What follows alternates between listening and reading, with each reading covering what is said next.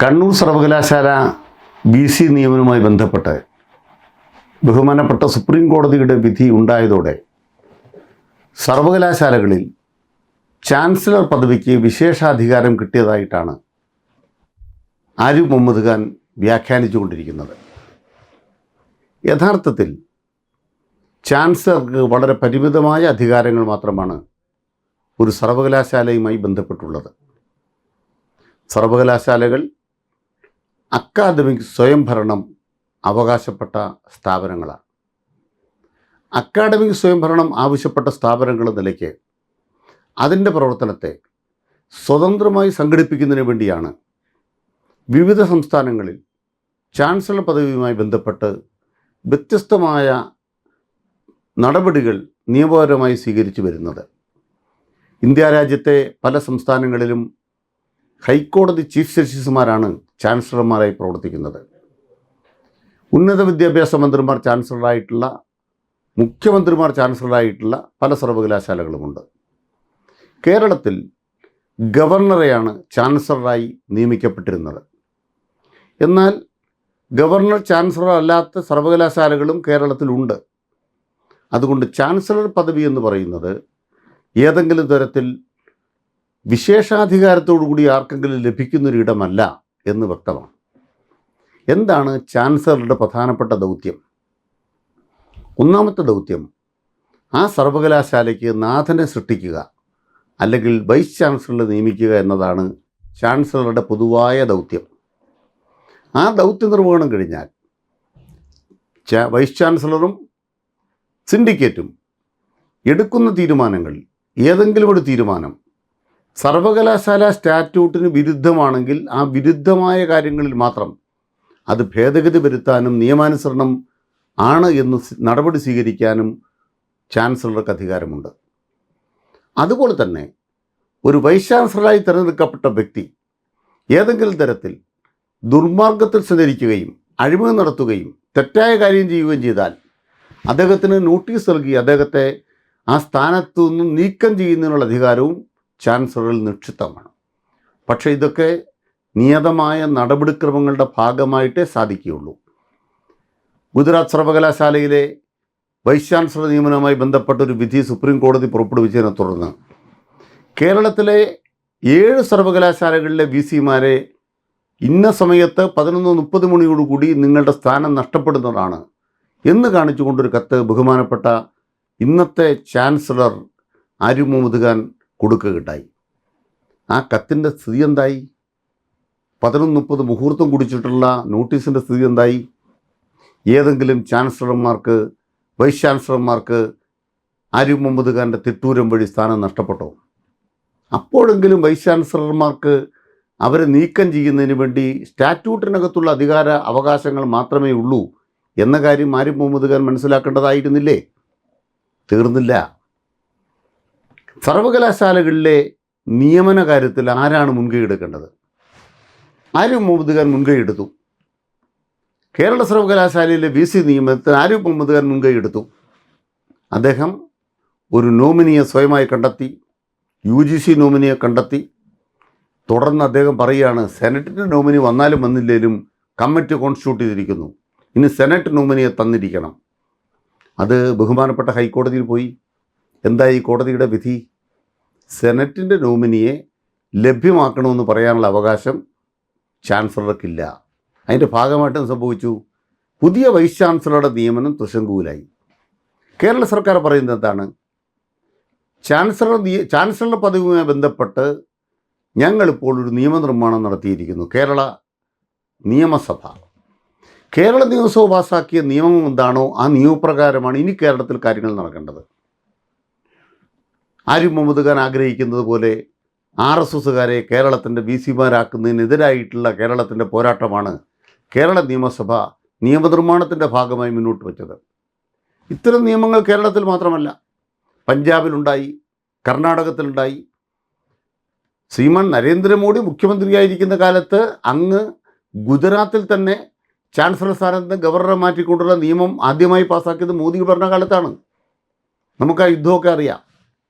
എന്തായാലും ഇപ്പോൾ ഈ മോദി ഭരണകാലത്ത് കേരളത്തിൽ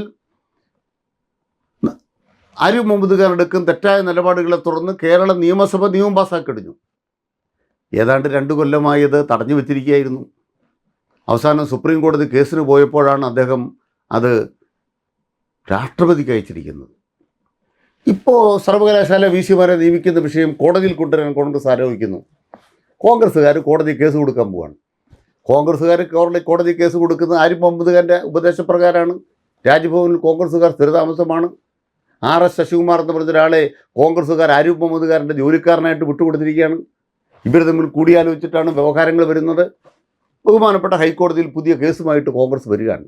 എന്താണ് കേസിൽ പറയുന്നത്? ഉടൻ തന്നെ കേരളത്തിലെ സർവകലാശാലകളിൽ VC വെക്കണം. VC നിയമിച്ചാൽ എന്ത് സംഭവിക്കും? ഇപ്പോൾ കേരള സർവകലാശാല സെനറ്റിൽ RSSകാരെ തിരികെ കയറ്റിയതുപോലെ, കാലിക്കറ്റ് സർവകലാശാലയിൽ RSകാരെ തിരികെ കയറ്റിയ പോലെ VCമാരെ തിരികെ കയറ്റും. അതിനാണ് കോൺഗ്രസിൻ്റെ ലക്ഷ്യം. അതിനെ ചെറുക്കാൻ ഇടതുപക്ഷവും. അതിൻ്റെ ഭാഗമായിട്ട് LDFൻ്റെ നിലപാടെന്താണ്? കേരള നിയമസഭ ഒരു നിയമം പാസ്സാക്കിയിട്ടുണ്ട്. ആ നിയമം പാസ്സാക്കിയത് പ്രസിഡന്റിന് അയച്ചു കൊടുത്തിരിക്കുന്നു.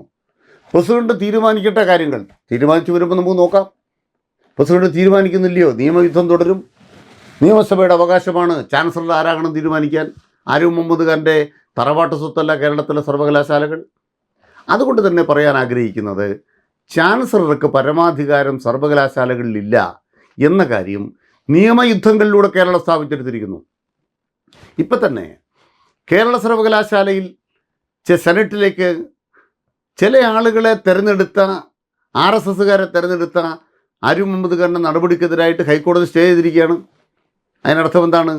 ചാൻസലറുടെ തേർവാഴ്ചയ്ക്ക് മൂക്ക് കീറിടാൻ നമ്മുടെ രാജ്യത്തെ നിയമവ്യവസ്ഥയ്ക്ക് അവകാശമുണ്ട്. അതിൻ്റെ ഭാഗമായി എത്രയെത്ര കാര്യങ്ങളാണ് റദ്ദാക്കപ്പെട്ടത്. ഇപ്പോൾ തന്നെ കണ്ണൂർ സർവകലാശാല VC നിയമനവുമായി ബന്ധപ്പെട്ട കേസിൽ വളരെ വ്യക്തമായും ബഹുമാനപ്പെട്ട കണ്ണൂർ VC ആയിരുന്ന ശ്രീ ഗോപിനാഥ രവീന്ദ്രൻ ഒരു ഹർജി കൊടുത്താൽ അത് റദ്ദാക്കപ്പെടുന്ന വിധിയാണെന്നാണ് ഞാൻ വിശ്വസിക്കുന്നത്. കാരണം മറ്റൊന്നുമല്ല, നിങ്ങൾ ഗോപിനാഥ രവീന്ദ്രനെ ചാൻസലർ നിയമിച്ചു കഴിഞ്ഞു. പുനർനിയമനമാണ്. അദ്ദേഹത്തിന് വൈസ് ചാൻസലറാകാൻ യോഗ്യതയുണ്ടോ? ഉണ്ട്. അദ്ദേഹത്തിന് പുനർനിയമനത്തിന് അവകാശമുണ്ടോ? വയസ്സിന് തർക്കമുണ്ടോ? ഇല്ല. 3 പുനർനിയമനം എന്ന് പറയുന്ന നിയമവ്യവസ്ഥയാണോ? അതെ. പിന്നെന്തിനാണ് അദ്ദേഹത്തെ അയോഗ്യനാക്കിയത്? അദ്ദേഹത്തിൻ്റെ പുനർനിയമനത്തെക്കുറിച്ച് പ്രോ ചാൻസലറായിട്ടുള്ള ഉന്നത വിദ്യാഭ്യാസ മന്ത്രി ചാൻസലറോട് സംസാരിച്ചത് ഏതാണ്ട് അമിതാധികാര പ്രയോഗമോ സ്വാധീനവുമാണ് എന്ന് എങ്ങനെ സുപ്രീം കോടതിക്ക് മനസ്സിലായി? ആരിഫ് മുഹമ്മദ് ഖാൻ 2 മാസക്കാലം കഴിഞ്ഞൊരു പത്രപ്രസ്താവന നടത്തി. നിങ്ങൾ ആലോചിക്കണം, ഡിസംബർ മാസത്തിലാണ് ബഹുമാനപ്പെട്ട ഗോപിനാഥ് രവീന്ദ്രനെ 2021 ആരിഫ് മുഹമ്മദ് ഖാൻ നിയമിക്കുന്നത്, പുനർനിയമനം നടത്തുന്നത് 23 ഡിസംബർ. ഫെബ്രുവരി മാസത്തിലാണ്, തൊട്ടടുത്ത വർഷം ഫെബ്രുവരി മാസത്തിലാണ് ആരിഫ് മുഹമ്മദ് ഖാൻ പത്രപ്രസ്താവന കൊടുക്കുന്നത്. ഞാൻ ആഗ്രഹിച്ചിട്ടല്ല, സമ്മർദ്ദമുണ്ടായി. ഒരാളെ നിയമിച്ചിട്ട് 2 മാസക്കാലം കഴിഞ്ഞ് സമ്മർദ്ദമുണ്ടായെന്ന് പത്രപ്രസ്താവന കൊടുത്താൽ ആ നിയമനം റദ്ദാക്കപ്പെടുമോ? അങ്ങനെ സമ്മർദ്ദത്തിന് കീഴ്വഴങ്ങിയെന്ന് പറഞ്ഞാൽ ആരിഫ് മുഹമ്മദ് ഖാൻ അപ്പോൾ രാജിവെച്ച് പോകണം. സുപ്രീം കോടതി പറയേണ്ടത് എന്താണ്? VCയെ VCയുടെ സ്ഥാനത്ത് തുടരാൻ അവകാശമില്ലെങ്കിൽ ചാൻസലർക്ക് അത്ര പോലും അവകാശമില്ല. അതൊരു നിയമയുദ്ധത്തിന് വകുപ്പുണ്ട്. ആ കേസ് ശരിവെക്കപ്പെട്ട കേസ് ഇതിൻ്റെ അടിസ്ഥാനത്തിൽ വേണമെങ്കിൽ ആരിഫ് മുഹമ്മദ് ഖാൻ്റെ ചാൻസലർ പദവി പോകും. ഇപ്പോൾ കേരളത്തിൽ വിദ്യാർത്ഥികൾ ആരിഫ് മുഹമ്മദ് ഖാനെതിരെ സമരത്തിലാണ്. SFI ആണ് സമരത്തിൽ. ആരിഫ് മുഹമ്മദ് ഖാൻ പറയുന്നത് KSUക്കാർ സമരത്തിലല്ലല്ലോ, ABVPക്കാർ പിന്നെ തന്നെ പാട്ടപ്പറമ്പിലാണ്, അല്ലെങ്കിൽ അവരുടെ പറമ്പിലാണ് ഞാൻ കിടക്കുന്നത്. ABVPക്കാർ സമരം നടത്തുന്നില്ല. MSFകാർക്കും സമരമില്ല. പിന്നെ ആർക്കാ സമരം? സമരം SFIക്ക് മാത്രമേ ഉള്ളൂ. അപ്പോൾ KSUവിൻ്റെ MSFിൻ്റെ പിന്തുണയോടുകൂടി ഇതാ ഞാൻ കാലിക്കറ്റ് സർവകലാശാല ക്യാമ്പസിൽ താമസിക്കാൻ പോവാണ്.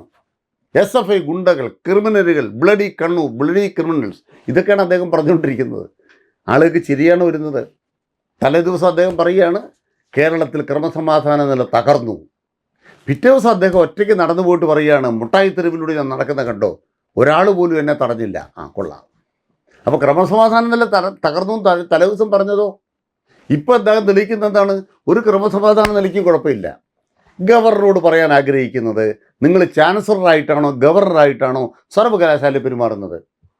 നിങ്ങൾ ചാൻസലർ ആയതുകൊണ്ടാണ് സർവകലാശാലയിൽ നിങ്ങൾക്ക് ചില കാര്യമുള്ളത്. അപ്പോൾ എന്താ വേണ്ടത്?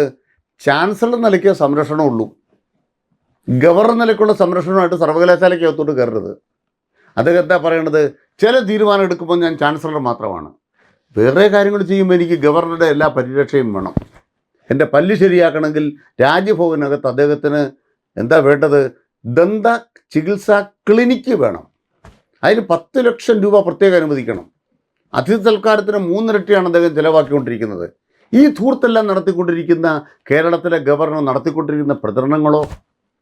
അതുകൊണ്ട് ചാൻസലർ അദ്ദേഹത്തിൻ്റെ പദവി വിട്ട് വിദ്യാർത്ഥികളുമായി യുദ്ധത്തിനിറങ്ങിയപ്പോൾ എന്താ സംഭവിച്ചത്? അവിടെ ചെന്നപ്പോൾ കാലിക്കറ്റ് സർവകലാശാലയിൽ വലിയ ബാനർ SP വിളിച്ചു വരുത്തി, ഇപ്പോൾ അഴിക്കണം. ഒരു തെരുവ് ഗുണ്ടയുടെ നിലവാരത്തിൽ നിന്ന് SP കൊണ്ട് ബാനർ വിളിച്ചഴിപ്പിക്കുകയാണ്. അപ്പം തന്നെ വിദ്യാർത്ഥികൾ പ്രക്ഷോഭമായിട്ട് വന്ന് ബാനർ കിട്ടും നമ്മൾ കണ്ടു.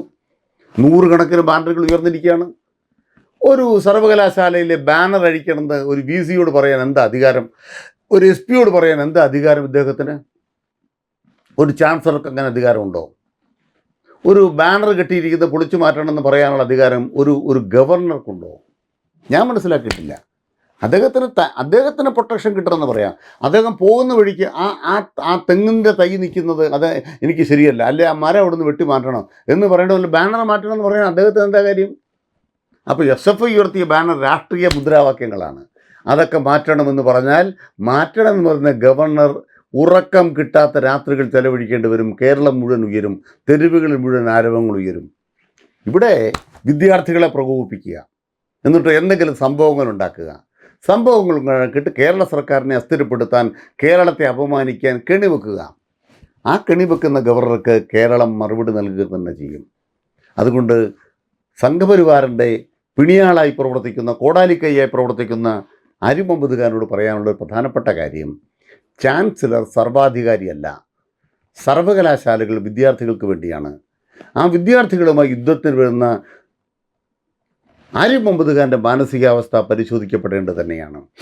ചാൻസലർക്കുള്ള ഏക അധികാരം എന്ന് പറയുന്നത് അവിടുത്തെ VCയെ നിയമിക്കലാണ്. നിയമിക്കപ്പെട്ട VCയും സിൻഡിക്കേറ്റും എടുക്കുന്ന ഏതെങ്കിലും തീരുമാനം നിയമപരമല്ല എന്ന് കണ്ടാൽ ആ തീരുമാനത്തിൽ ഇടപെടാനും തിരുത്താൻ പറയാനും അവകാശം അദ്ദേഹത്തിനുണ്ട്.